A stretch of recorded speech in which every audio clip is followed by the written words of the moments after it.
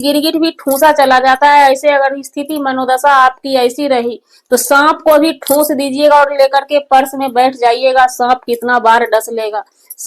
तो जी अब तक एपिसोड में आप सबने देखा था सनातन भाई की साला की हर क्रियाक्रम हो चुका है और घर की मनोदशा संभलने का नाम नहीं ले रहा है। इस चीज को हमने पहले भी बताया था, ये अभी टाइम लगेगा। और इधर सावित्री जी की दिन प्रतिदिन हालत खराब होती जा रही है। कभी सौतन आकर के हंगामा मचा दी और ये बेचारी सावित्री कुछ कर नहीं पाती है। दूसरी बार कीरा ने प्रहार किया, बेचारी सावित्री कुछ कर नहीं पाती है।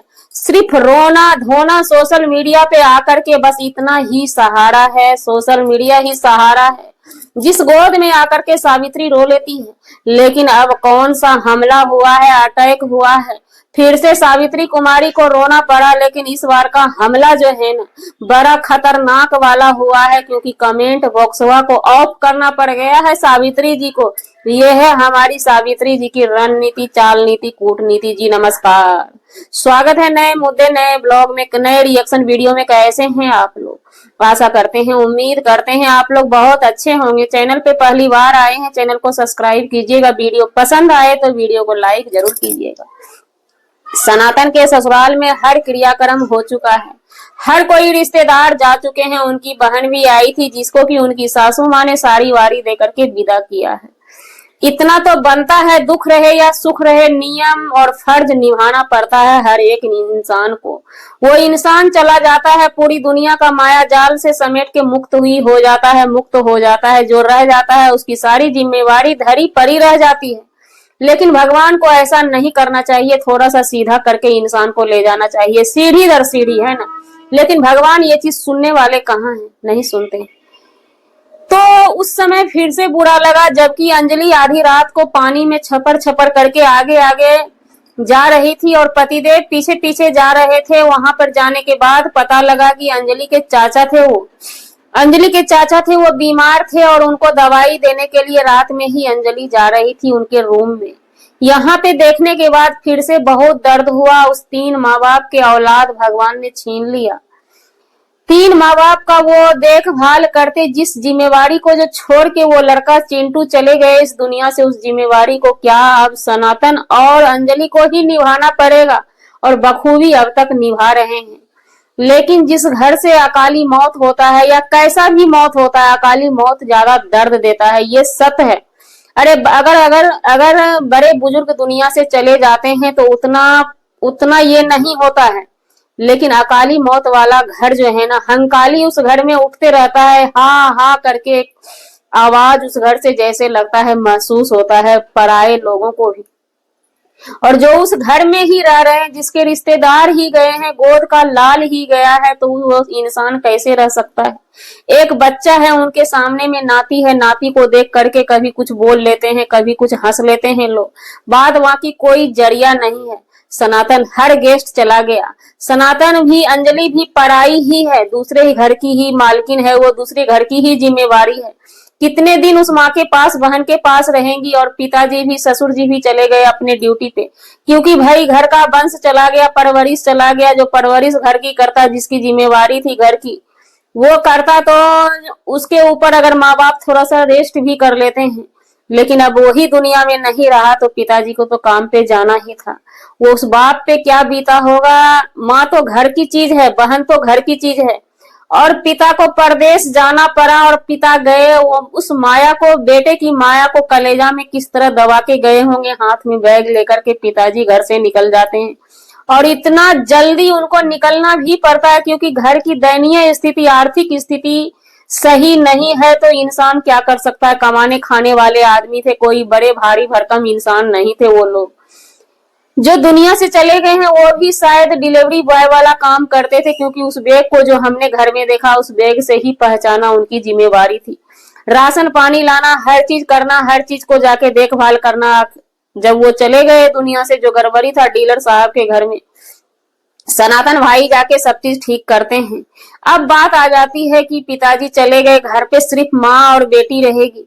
किसी तरह का बात होगा तो अब सनातन भाई भी इतने दिन से इतनी अपनी जिम्मेवारी छोड़ के किसी गैर की जिम्मेवारी को अपने सर पे उठाए हैं।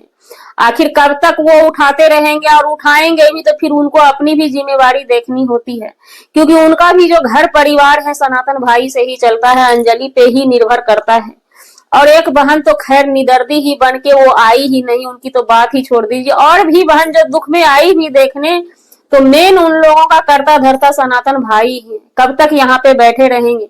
जाने का जब जब विचार करते हैं तो सासू माँ को देख करके दहल जाते हैं। अगर चले जाएंगे, अंजलि है, अंजलि के बच्चे हैं, तो थोड़ा वो हंस बोल लेती है, थोड़ा खा पी लेती है, और वो ही जब चली जाएगी तो फिर किसको देख करके जिएगी। और एक वीडियो में अंजलि की मम्मी बोली भी थी, इस बच्चे को देख करके थोड़ा सा ये हो जाता है।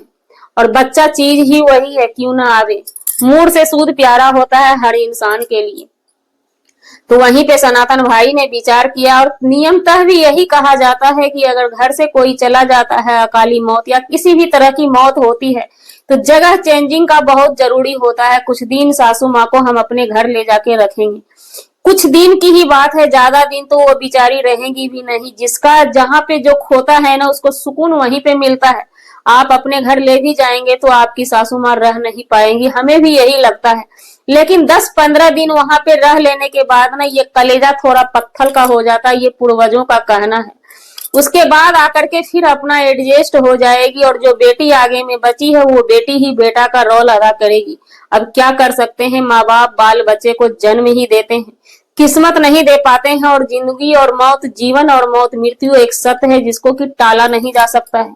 किसी भी हाल में उस बंदे को स्वीकार करना पड़ता है जिसके लिए मृत्यु बन के आती है। चलिए अब इधर हम बात करते हैं सावित्री जी की। सावित्री जी इतना दिन से परेशान थी सौतन को लेकर के। सौतन की परेशानी बड़ी जल्दी हट गई। उसके बाद आया कीरा का परेशानी। कीरा का परेशानी बहुत लंबा चौड़ा खींचा गया, धीरे धीरे करके लोग इंटरेस्टेड कम हो गए। अब आतंक मचाने वाले कौन थे? गणेश जी के भक्त चूहा राम आ गए। चूहा जी से परेशान सावित्री जी, इस बार जो है उसे अपना फाटक बंद करना पड़ा, कमेंट बॉक्स में ताला लगाना पड़ा। उसके बाद वो बताती है, गाड़ी का तहस नहस कर दिया चूहा राम। और महंगी कार महंगी गाड़ी कोई लेते हैं तो क्या ऐसा होता है, उसमें गाड़ी में चूहा घुस जाता है। सावित्री का वहीं पे कहना है कि कपड़े के साथ साथ चूहे या गिरगिट गाड़ी में घुस जाते हैं। तो ये भी आश्चर्य वाली बात है कि वो सावित्री, उस घर का इंसान कैसा है, उस घर का इंसान कैसा है कि कहीं जाता है तो यानी आप कपड़ा अच्छा से तह लगा के नहीं रखते हैं, मोटरी चोटरी जैसा झोला में ठूस लेते हैं, साथ में चूहा भी ठूसा चला जाता है, साथ में गिरगिट भी ठूसा चला जाता है। ऐसे अगर स्थिति मनोदशा आपकी ऐसी रही तो सांप को भी ठूस दीजिएगा और लेकर के पर्स में बैठ जाइएगा, सांप कितना बार डस लेगा।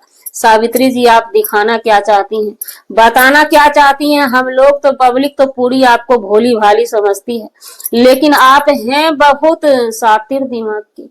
प्लीज ऐसा मत कीजिए, ऐसा करने से आपकी अपनी ही छवि खराब हो रही है। चूहा का इलाज नहीं है आपके पास, कीड़े का इलाज नहीं है। आने वाले दिन में ऐसे करते करते भूत भी अटैक करेगा क्या? क्या ये आप ये फिर से चूहा वाला स्क्रिप्ट तो तैयार नहीं कर दिए? कीड़ा वाला स्क्रिप्ट जो है लंबा चौड़ा आपका चला, सोशल मीडिया पे धमाल मचाया, कीड़े को आपने ट्रेंड में कर दिया। आप देखना चाहते हैं कि ये चूहा राम कितना ट्रेंड में जाता है। फिलहाल सावित्री और सावित्री के पति गणेश जी रो रहे थे, क्योंकि चूहा जो घुस गया ना, चूहा घुसने के बाद अच्छा अच्छा चीज ही बर्बाद करता है। पूरा सीट कवर पर न जाने क्या क्या कुतर के रख दिया। गणेश जी ध्यान दीजिएगा, अगर किसी दिन चूहा आपके पैंट के पैकेट में घुस जाएगा तो आपका प्राइवेट पार्ट ना कुतर दे। क्या करें, बोलने पे मजबूर हो जाते हैं। आप लोग ऐसा ऐसा वीडियो ही लेकर के आते हैं ना कि बड़ा अजीब लगता है। सावित्री जी आप भी ध्यान दीजिएगा, आपके ब्लाउज में ना चूहा घुस जाए। थोड़ा इन सब चीजों को ध्यान दीजिए कि आप परोसना क्या चाहते हैं सोशल मीडिया पे, बताना क्या चाहते हैं, जताना क्या चाहते हैं, हम क्या समझे। क्योंकि आपने ही कहा था कि हमारे कपड़े में घुस जाते हैं छिपकली और चूहा, और घुस के गाड़ी में चले आते हैं। हद है भाई, थोड़ा सोचिए, 100 बार सोचिए, फिर सोशल मीडिया पे किसी चीज को क्रिएट कीजिए तो बेहतर उसी में होगा। जी हमारा वीडियो बनाने का मतलब किसी व्यक्ति विशेष से नहीं था, न ही किसी के आत्मसम्मान को ठेस पहुंचाने का था। अगर जाने अनजाने आपके आत्मसम्मान को ठेस पहुंची उसके लिए सॉरी, क्षमा चाहते हैं। मिलते हैं किसी नेक्स्ट ब्लॉग में नए कंटेंट के साथ।